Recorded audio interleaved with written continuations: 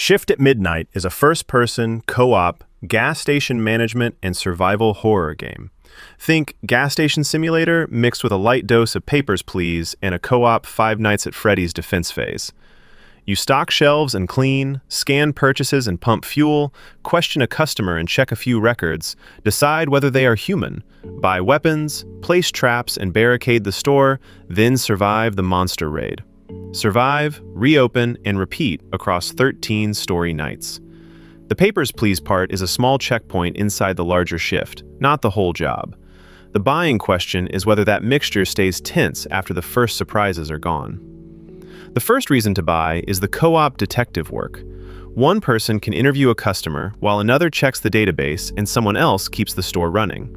A suspicious answer, wrong outfit, or impossible record becomes an argument your group has to settle. Solo play works, but the workload is heavier. With friends, proximity chat and divided jobs turn every uncertain customer into tension or comedy.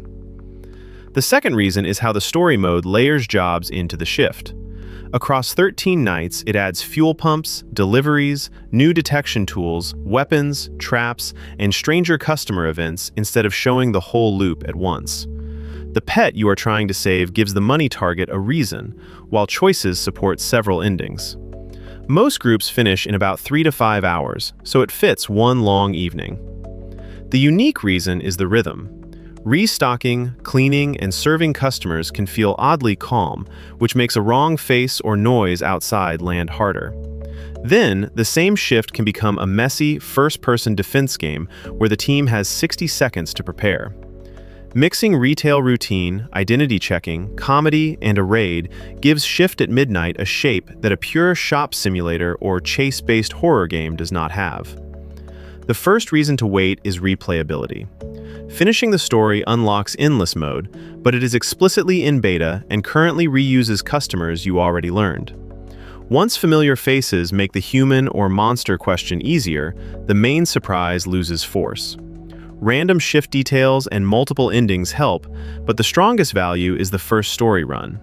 Free customers, traps, and detection methods are planned throughout the year. The second reason is the tone and pacing. This is often funny, and sometimes cozy before it is frightening. Retail chores can become busy work when little is happening, and a coordinated group can make the nightly attacks easy. If you want sustained dread, hard survival, or constant events, the jokes, waiting, and cleaning may pull against that.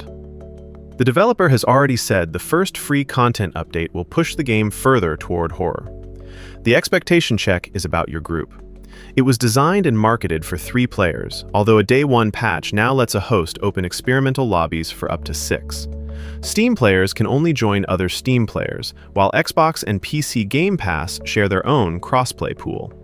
Launch also needed a temporary network branch for some lobby failures, so a mixed storefront group should wait for broader support. If you want a funny 3 to 5 hour co-op night where checking IDs matters as much as surviving the monster, the $10 price and Game Pass release make the first run easy to justify. However, if you mainly play solo, need Steam to Xbox crossplay, or want a frightening game with a finished long-term mode, maybe wait for the promised horror, network, and endless mode updates while the strong first evening remains intact.